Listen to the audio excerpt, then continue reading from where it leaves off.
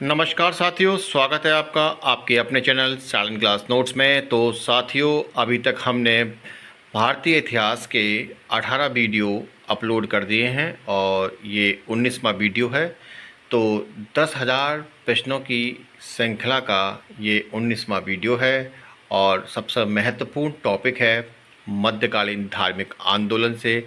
और इस टॉपिक से ये समझिए कि प्रश्न आता ही आता है। तो इस प्रश्न की हम चर्चा करेंगे कि इसमें कैसे कैसे प्रश्न आते हैं और वन बाय वन हम प्रश्नों को देखेंगे। उससे पहले थोड़ा सा मैं इसके बारे में जानकारी दे दूं कि मध्यकालीन धार्मिक आंदोलन, एक आप एंशिएंट में भी धार्मिक आंदोलन देखेंगे और एक आप मध्यकालीन इतिहास में भी धार्मिक आंदोलन देखेंगे। दोनों में थोड़ा सा अंतर है। और जैसा कि मैं आपको बता दूं कि पूर्व मध्यकाल जिसे कहते हैं, जो कि 8वीं शताब्दी में प्रारंभ हो जाता है, में भारत में क्या था कि हिंदू तथा इस्लाम धर्म दो समानांतर आंदोलन का उदय हुआ था, जो क्रमशः सूफ़ी और सूफ़ी आंदोलन के प्रतीक थे। और 15वीं और 16वीं शताब्दी में इनका पूरी तरीके से विकास हो गया था। भक्ति आंदोलन के विवरण आपको उपनिषदों में, भगवत गीता में, भागवत पुराण में सब जगह देखने को मिलेंगे। प्रेम और उदारता सूफी और भक्ति आंदोलन की मूल भाव हैं और ये दोनों ही आंदोलन लोकतांत्रिक आंदोलन थे, जिन्होंने जनभाषा में सामान्य धर्म का प्रचार किया था। संतों और सूफियों के प्रयासों से जो भक्ति और सूफी आंदोलन आरंभ हुए, उनमें आप मध्ययुगीन भारत के सामाजिक और धार्मिक जीवन में एक नवीन शक्ति और गतिशीलता का संचार देखते हैं। भक्ति आंदोलन के परिणामों में मुख्य रूप से भक्ति के प्रति आस्था का विकास, लोक भाषाओं में साहित्य रचना का आरंभ, इस्लाम के साथ सहयोग के परिणाम स्वरूप सहिष्णुता का जो भावना का विकास हुआ, जिसकी वजह से जाति व्यवस्था के बंधनों में नरमी आई। विचार और कर्म दोनों स्तरों पर समाज का विकास हुआ। जहाँ तक सूफीवाद का संबंध है, उसने उन क्रिएटिविटी, सोशलिटी और इंटेलेक्चुअलिटी तत्वों को अपनी ओर आकर्षित किया, जो सोसाइटी में या कल्चर रेवोल्यूशन लाने में एक तरीके से उभर कर आए। और तुर्की आधिपत्य के काल में जब देश का जनजीवन घुटन का अनुभव कर रहा था, तब सूफी खान ने सामाजिक संदेश फैलाने और सुधारवादी राजनीति में एक क्रांति पैदा कर दी थी। तो साथियों, अब हम सूफी आंदोलन और भक्ति आंदोलन को एक एक करके देखते हैं। तो आपके सामने पहला ही प्रश्न है कि धार्मिक भक्ति संस्कृति का भारत में पुनर्जन्म हुआ था, कब हुआ था? 12वीं शताब्दी में। ये वही समय है जब आप देखेंगे कि तुर्कों ने भारत पर आधिपत्य जमा लिया था। भक्ति आंदोलन का प्रारंभ किया गया था अलवार और नैनार संतों के द्वारा। अब देखेंगे कि अलवार कौन है और नैनार कौन है, अलवार मत कैसा है, नैनार मत कैसा है। भक्ति आंदोलन के प्रारंभिक प्रतिपादक थे कौन थे? रामानुजाचार्य। नोट कर लीजिए इसको, ये नाम आप देखेंगे अक्सर। और हरमिंदर साहिब का निर्माण किसने करवाया था? गुरु अर्जुन देव ने। गुरु अर्जुन देव को किसने फांसी पर चढ़ाया था? तो जहांगीर ने।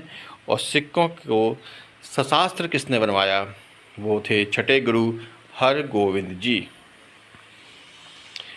अब देखिए, सिक्कों के 9वें गुरु जो थे तेग बहादुर, उनको फांसी दी थी औरंगजेब ने।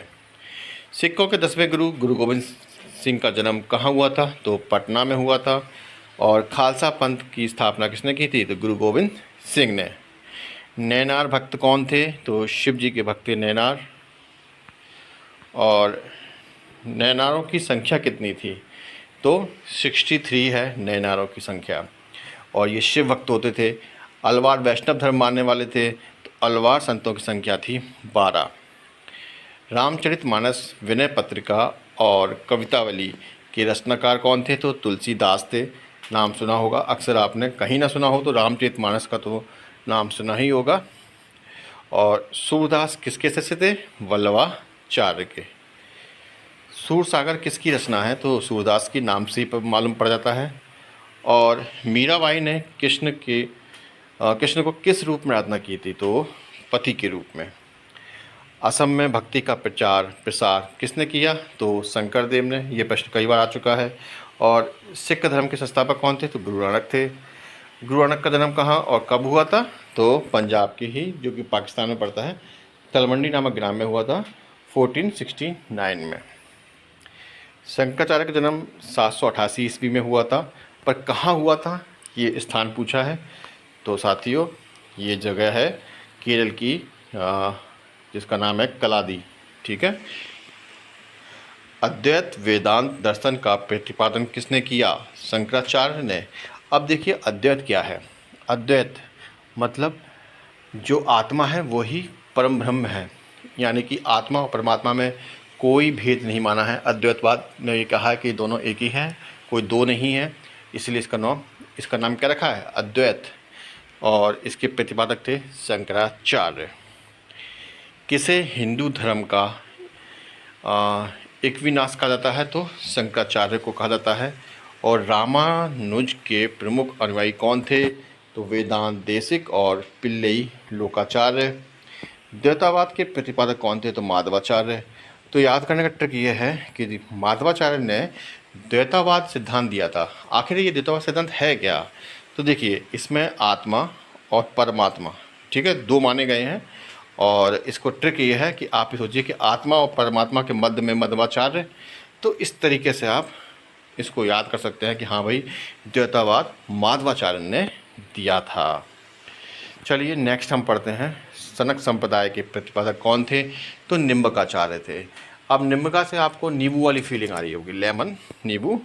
और अक्सर आपने देखा होगा कि नींबू पर आप नमक लगा के खाते हैं तो बड़ा ही अलग स्वाद आता है।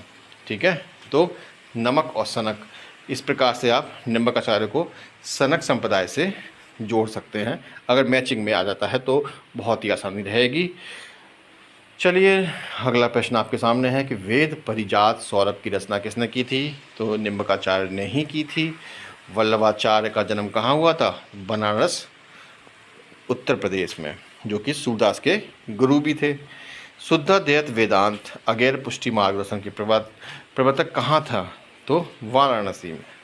पुष्टि मार्ग के दर्शन की स्थापना किसने की है? तो वल्लभाचार्य ने।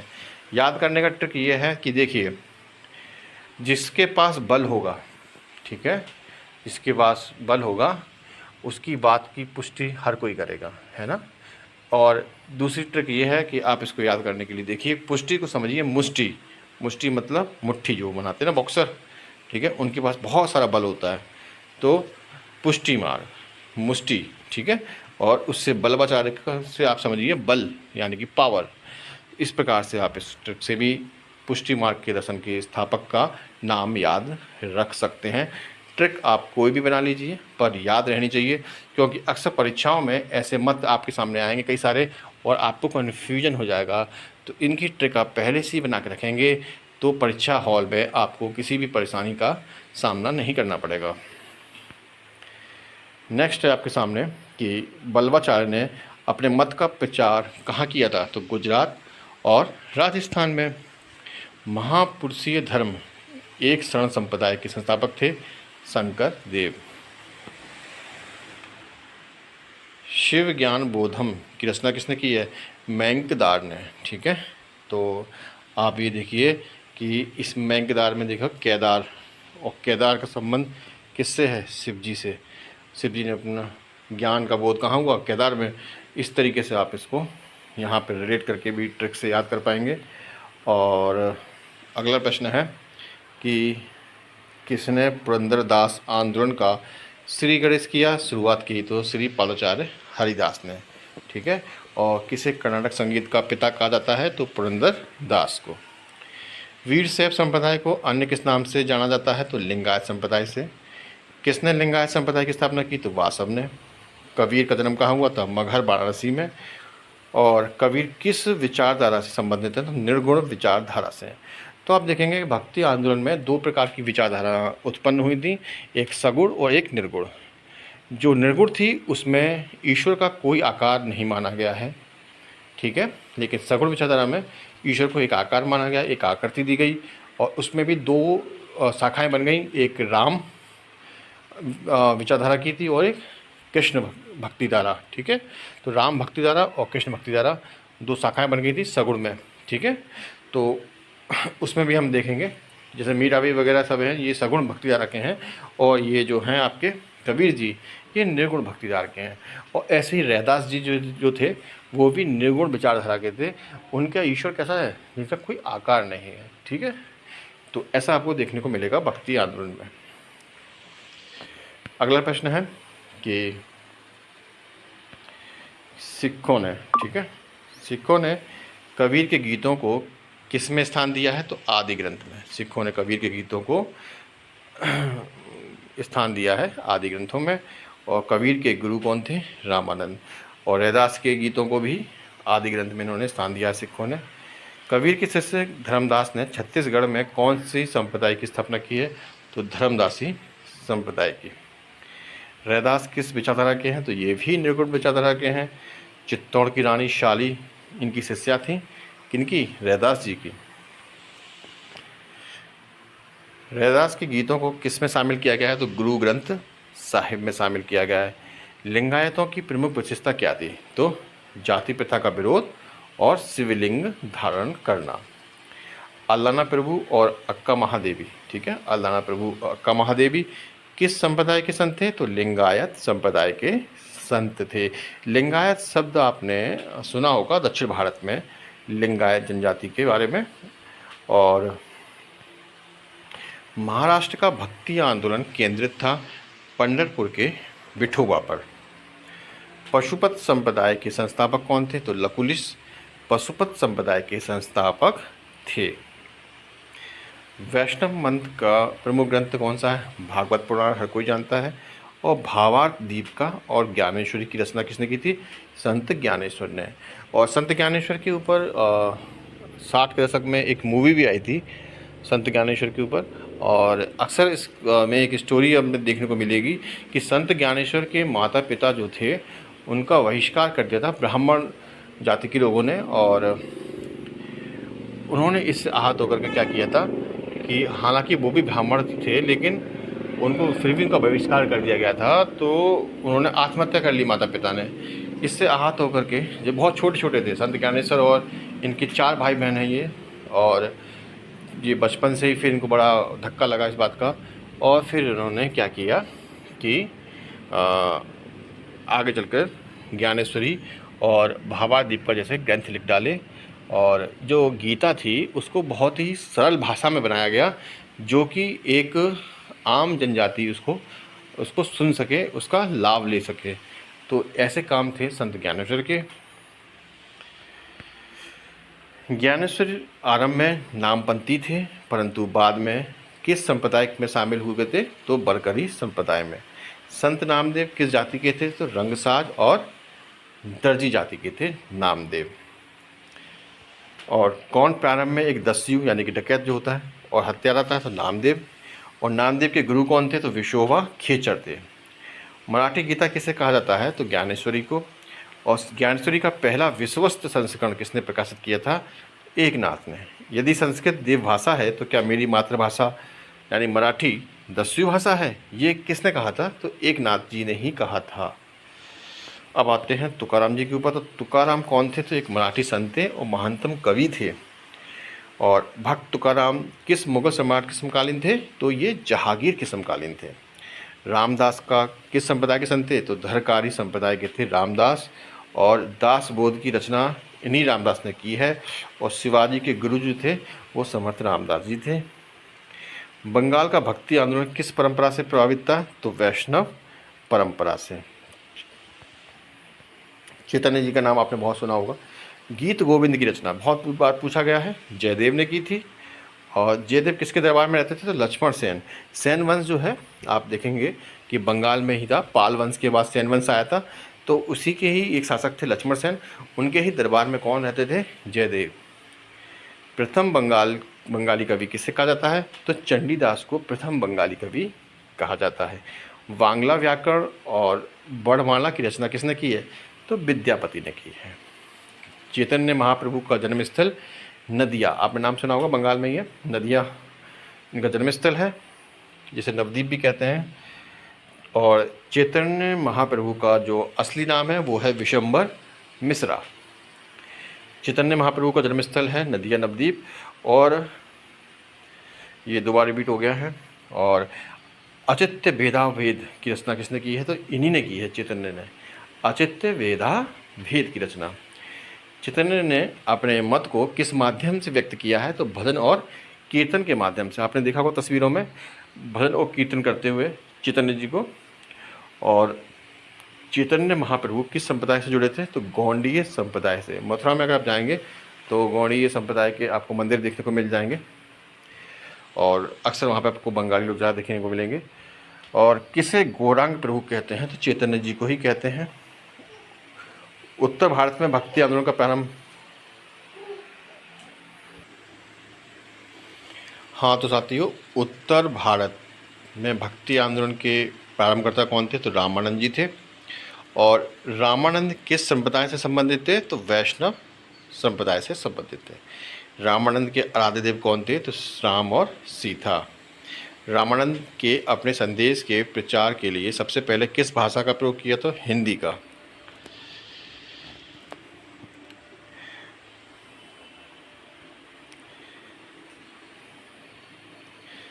जाति पाति पूछे नहीं कोई, हरि को भजे सो हरि को होई।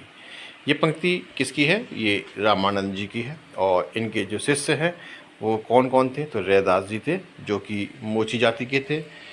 कबीर जी जो कि जूलाहा जाति के थे। और धन्ना जो थे वो जाट जाति के थे। सेना जो थे वो नाई जाति के थे। और पीपा जो थे वो राजपूत जाति के थे। तो इस प्रकार से जो हैं आप देखें, निम्न जाति के लोग थे रामानंद जी के शिष्य। और दादू दयाल किस विचारधारा से संबंधित थे? तो निर्गुण विचारधारा से संबंधित थे दादू दयाल। फिर देखिएगा कि ब्रह्म संप्रदाय की स्थापना किसने की? तो दादू दयाल ने। निपक आंदोलन किसने चलाया? दादू दयाल ने। सतनामी संप्रदाय के संस्थापक कौन थे? जगजीवन दास। और सत्यप्रकाश और प्रेम प्रकाश की रचना की है धवनी दास ने।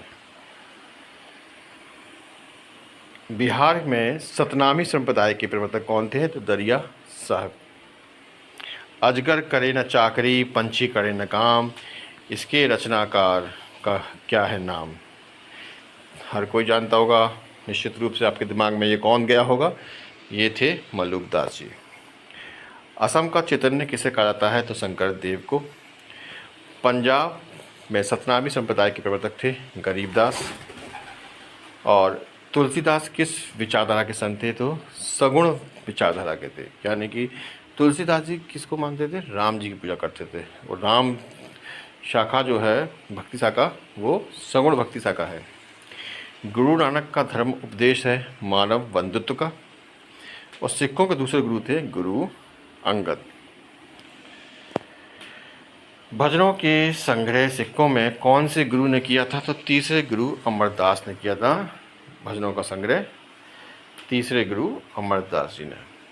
सती प्रथा और पर्दा प्रथा का विरोध किस गुरु ने किया? तो गुरु अमरदास ने ही किया था सती प्रथा का और पर्दा प्रथा का विरोध।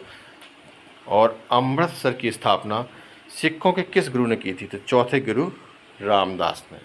ठीक है, तो इनके नाम भी जो है क्रम से पता रहना चाहिए कि पहले गुरु किस नंबर पे हैं, दूसरे गुरु किस नंबर पे हैं, ये भी क्रम पूछ लिया जाता है। और अगला प्रश्न है कि महत्वपूर्ण नैना संत थे अपार, नंदसमुदार और सुंदर मूर्ति। ये नैना संतों के नाम हैं। और अपार पल्लव किसके समकालीन थे? नरेश महेंद्र बर्मन के। सुंदर मूर्ति के भजनों को किस में संकलित किया गया है? तो तेवरम में। अंडाल कौन थी? तो अलवार संत स्त्री। अलवार संतों ने किस भाषा में उपदेश दिया था? तमिल और स्थानीय भाषा में। और ब्रह्मा सत्य है और जगत मिथ्या है। ये किसकी उक्ति है? शंकराचार्य की। अहम ब्रह्मास्मि, हम ही मतलब आत्मा ही परमात्मा है, ऐसा इनका यही कहना था। और किसे कुछ विचारकों ने प्रचंड बौद्ध संज्ञा दी है, तो शंकराचार्य को। रामानुज का जन्म 1017 ईस्वी में कहाँ हुआ था? तो पेरम्बदूर में हुआ था रामानुज जी का जन्म। और किसने विशिष्टाद्वैत सिद्धांत और श्री वैष्णव संप्रदाय की स्थापना की थी? रामानुज ने की थी। ठीक है, तो राम, इसको याद करने का ट्रिक ये है कि राम के अनुज हैं तो विशिष्ट तो होंगे ही।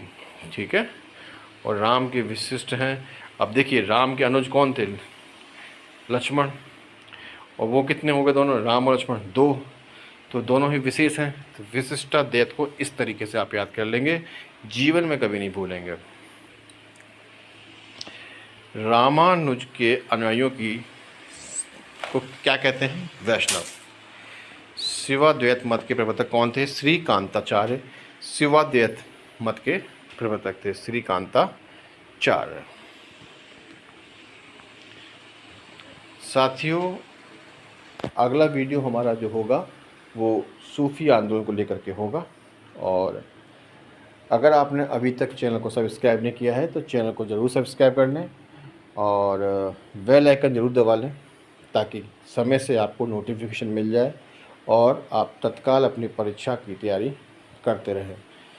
तो साथियों, कोई फीडबैक देना हो तो कमेंट ज़रूर कीजिएगा और मिलते हैं नेक्स्ट वीडियो में। तब तक के लिए नमस्कार।